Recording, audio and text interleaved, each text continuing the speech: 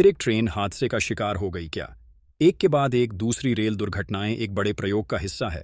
कुछ लोगों का मानना है कि इस पर अब सरकार को खोजने की जरूरत नहीं है, क्योंकि रेल दुर्घटनाएं हो नहीं रही बल्कि साधिशण करवाई जा रही है।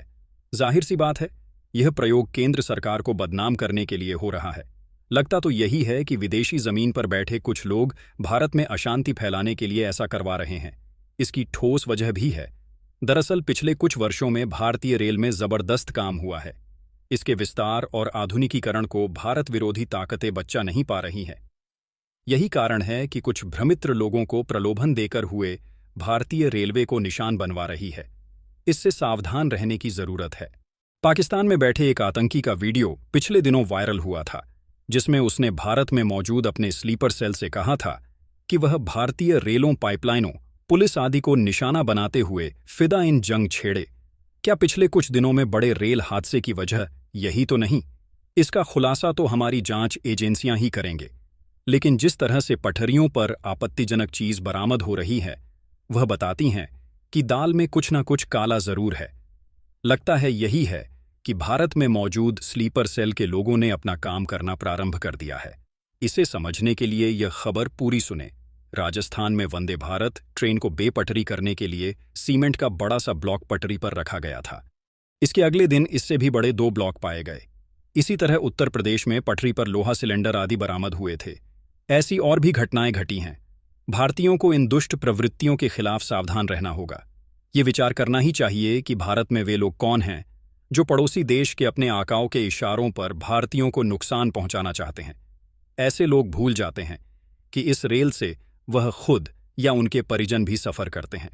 अगर वह अपनी हरकतों से बाज नहीं आए तो मुमकिन है कि जो गड्ढा वे दूसरों के लिए खोद रहे हैं, उसमें खुद भी एक दिन गिरेंगे। आम लोगों के जीवन को जोखिम में डालने वाले ऐसे लोगों के प्रति कोई डील ना बढ़ती जाए। इनका वही इलाज है जो हमारे सुरक्षा जवान करते हैं। यही हाल सुरक्षा का भी है। चलती ट्रेनों में अपराध बढ़े हैं। ट्रेनों में चोरी, ठगी और यहां तक कि हत्याएं भी होने लगी हैं। इसकी वजह है कि सुरक्षा में भारी कमी।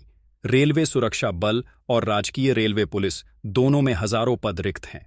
सुरक्षा के अलावा ट्रेनों की तकनीकी समस्याएं और रखरखाव की कमी से भी दुर्घटनाएं हो रही हैं।